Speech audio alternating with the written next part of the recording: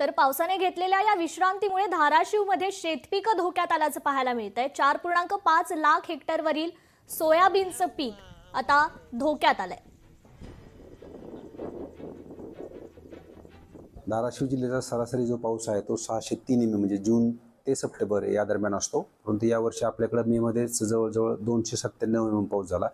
म्हणजे जी सीझनची सरासरी आहे त्यापैकी 50% पाऊस आपल्याकडे यावर्षी मे मध्ये झाला। त्यामुळे आपल्याकडं वेळेत म्हणजे जूनच्या पहिल्या आठवड्यातच आपल्याकडे जवळजवळ 100% शेतकऱ्यांनी सोयाबीनची पेरणी केलेली आहे। जवळजवळ 4.5 लाख हेक्टरच्या पुढे आपल्याकडे सोयाबीन आहे।